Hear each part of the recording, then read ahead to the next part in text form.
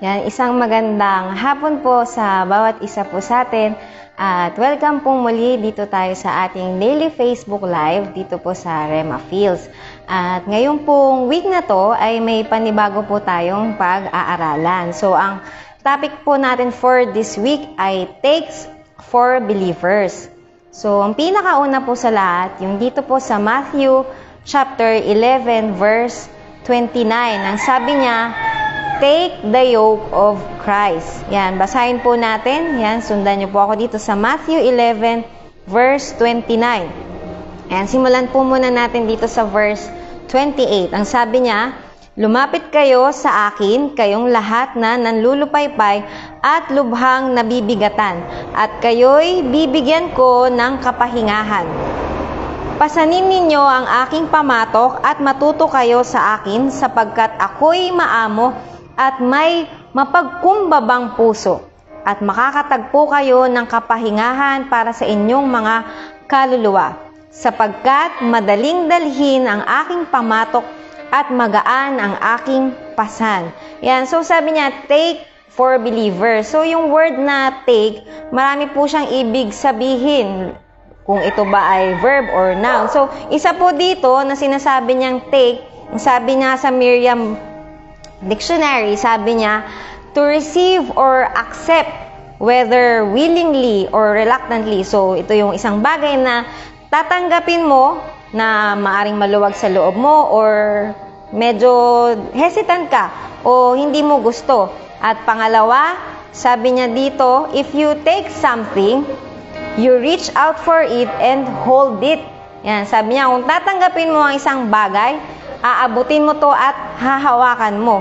So, dito po sa binasa natin, sabi niya, take my yoke. Dito sa Matthew 11 verse 29, sabi niya, take my yoke.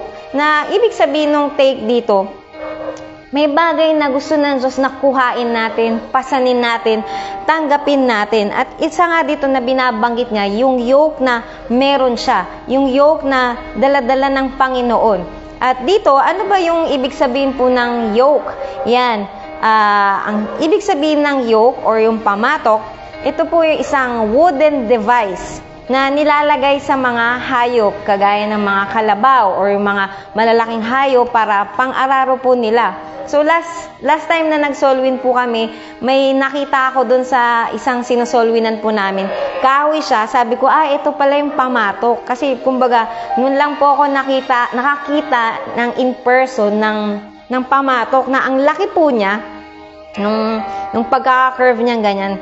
At sabi ko gano'n, ilan kaya yung pwedeng makapasan nitong yoke na to? So usually, ang sabi nilang gano'n, yung mga pamatok pwedeng nakalaan para sa isang hayop or dalawa o higit pang hayop. Depende kung ilan yung magtatrabaho para pasanin yung anumang tatrabahuhin nila.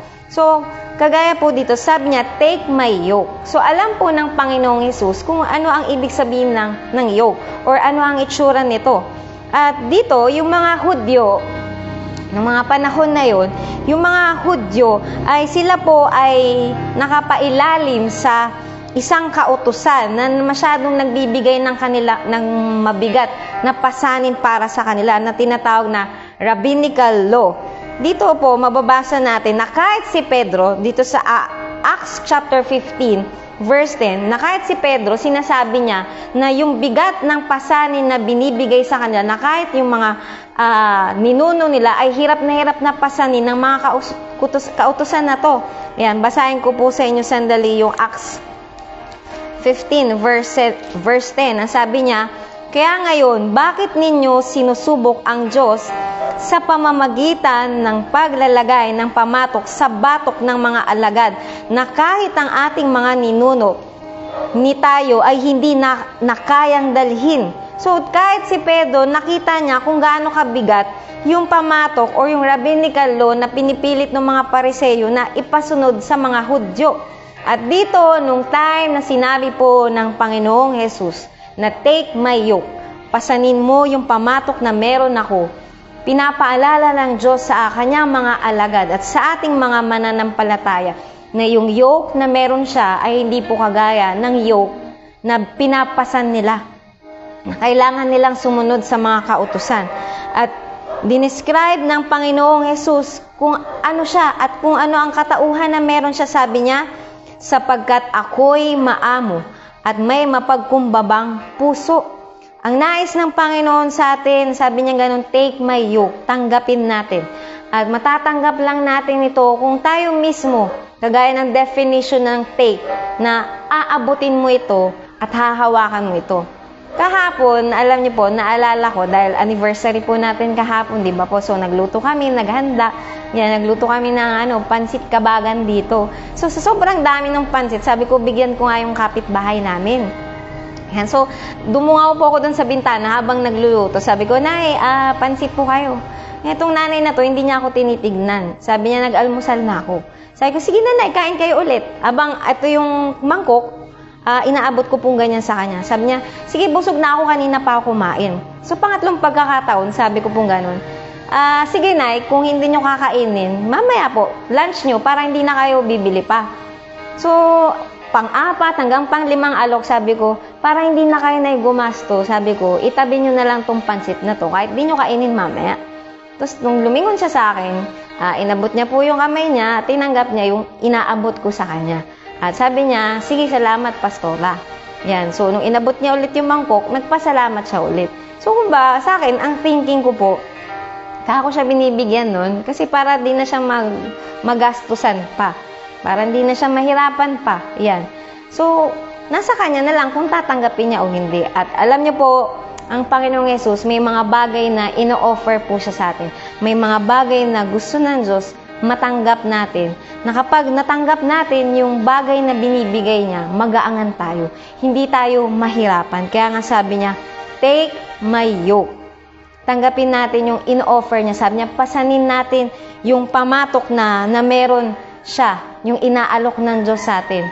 Ang Panginoong Yesus, nung naparito po siya, ang isa po dyan ay para tayong mga mananampalataya, at hindi lang po tayong mga mananampalataya, kundi ang lahat ng tao dito sa mundo ay inaanyayahan po ng Panginoon na sa pagtanggap natin sa Kanya, mararanasan natin yung kapahingahan. Kaya nga sabi niya lumapit kayo sa akin, kayong lahat na nanlulupaypay at lubhang nabibigatan, at kayo'y bibigyan ko ng kapahingahan. So, ang Panginoon po natin, ang Diyos natin, alam niya po yung mga bagay na pasan-pasan natin. Alam ng Panginoon kung gaano kabigat yung sitwasyon na meron tayo. Maring sabihin natin, ikaw ay dumadaan sa isang sitwasyon na ang tagal mo nang nakastuck dyan, or gusto po nating makalagpas sa isang bagay na yan na hindi tayo makaalis-alis. At alam ng Panginoon po natin kung gaano natin kagusto na tayo ay makaranas ng kapahingahan. Kaya nga ito po, sabi niya dito, lumapit tayo. Gusto ng Diyos na sa halip na pasanin natin yung bigatin na meron tayo, sabi niya, instead yan, ito ang pasanin natin. Yung alin po yun, yung pamatok na inaalok niya sa atin. At alam niyo po, kalakip nga ng pangako na ito, na pagtanggap natin, na pasanin yung pamatok na yan, ay sabi niya, andun yung kapahingahan na ipagkakaloob ng Diyos sa atin. So siguro sa ating lahat, maaring hindi man na tayo pare-parehas po ng mga pinagdadaanan, pero nais ng Panginoon, tayong mga mananampalataya, ay maranasan natin yung kapahingahan na tanging sa Diyos lamang po natin matatagpuan. Amen po. At dito, alam niyo po, yung sabi niya, yung yoke, sa Bible po, ito ay may symbolical meaning. Minsan, ang ibig sabihin po ng yoke ay isang bandage, or sabihin natin pang-aalipin, isang bagay na tanikala na hindi ka makaalis. At isa pang simbolo ng yoke ay affliction or punishment. So, yung yoke ay may negative na symbolical na ginagamit sa ibang part ng Bible. Pero this time, nung time na ginamit ng Panginoong Jesus yung word na yoke, dito ang binabanggit niya sa atin, yung pasanin o pamatok na meron ako, sabi niya, hindi ka na mabibigatan. Ang buhay mo bilang mananampalataya, hindi na tulad noon na nahihirapan at pagod ka. Yes, maaari pong may mga bagay na nag-i-struggle pa rin po tayo, or may mga suffering pa rin po tayong dinadaanan. Pero ang kagandahan nito, dahil tayo po ay mananampalataya na, tayo po'y Kristiyano na, meron na tayong Kristo sa buhay natin, yung yoke na yan, hindi na lang ikaw ang may daladala, kundi kasama mo ang Panginoon, daladala yung bigatin na yan, at mararanasan natin yung kapahingahan na ipinagkaloob ng Diyos sa atin. At nasa atin na lang po kung tatanggapin ba natin to o hindi. Kasi ang Diyos, yung kanyang palad ay bukas kamay na inaalok niya ang kapahingahan na yan. Sabi niya, take my yoke. So ulitin ko po, nasa ating mga Kristiyano, kung gugustuhin ba natin na tayo ay magaangan o mabigatan sa mga bagay na dala-dala natin. Kasi ang Diyos po natin ay Diyos na nagmamalasakit. Kaya nga po nung binanggit niya ito sa kanyang mga disipulo at dun sa mga taong kausap niya, sabi niya, lumapit kayo sa akin. Kasi alam niya kung gaano na yung pasanin na dinala nila nung time na napailalim sila dun sa rabbinical law na yun.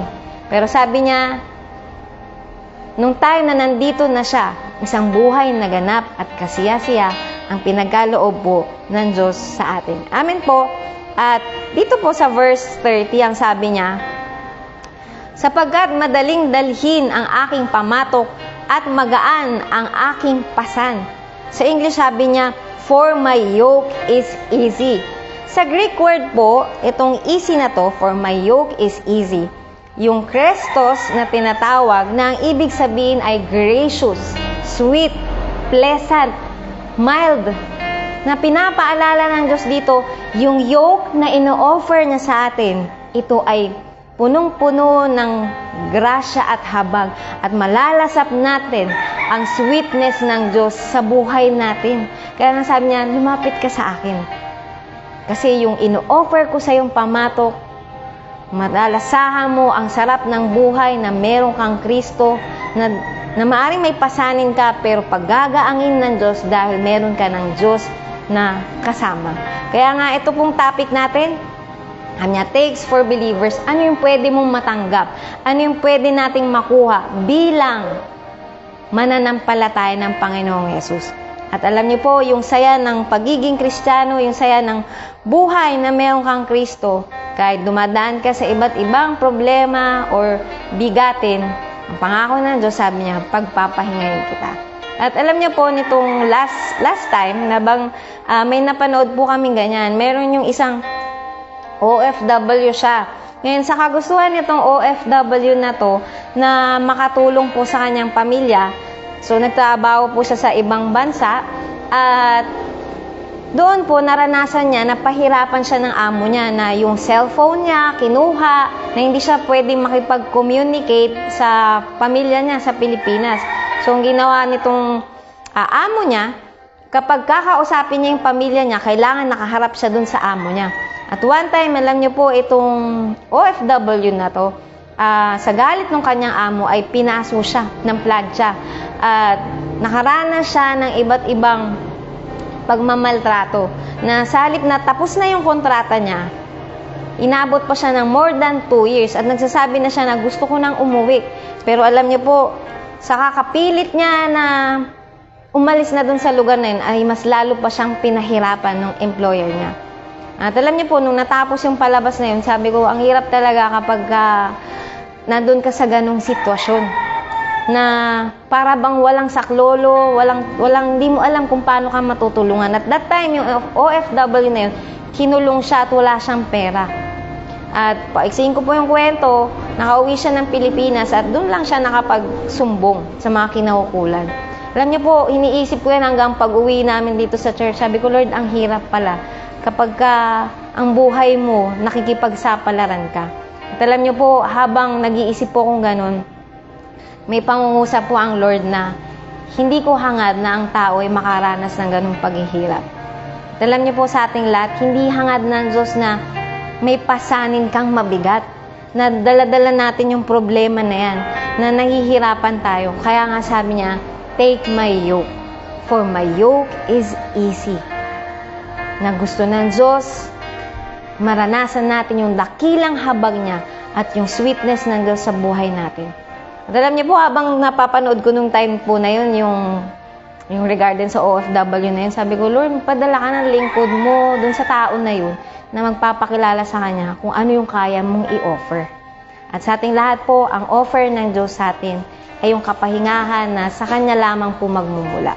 At sa ating lahat po, tayo po'y patuloy na lumapit sa Diyos kasi yung sweetness and gracious niya ay higit pa sa kasapatan na pwede nating maranasan kung tayo po'y lalapit sa Kanya.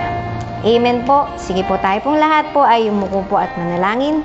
Yan, Ama, sa pangalan ng Panginoong Hesus, salamat po o Diyos dahil ang pangako mo sa amin na kung kami lalapit sa iyo at tanggapin namin ng pamatok na meron ka, yung sweetness, yung graciousness mo, yung meekness mo, Lord, ay mararanasan namin. Hindi mo hangad na ang bawat isa sa amin ay mahirapan. Dalangin ko, Panginoon, anumang pinagdaraanan ng bawat isa sa amin, anuman yung mga bigatin na yun, kaya mo mapalitan ito ng kapahingahan na nagmumula sa iyo. Ang pag-comfort mo sa bawat isa't kagalakan ang ma-instill sa heart namin. Salamat, Lord, dahil naparito ka para bigyan kami ng isang buhay na ganap at kasiyasiya. Purihin ka at dakilain sa pangalan ng Panginoong Hesus. Amen. Sa muli po, yan, salamat po sa panonood natin ng ating daily Facebook Live at God bless po sa bawat isa. Ingat po tayo.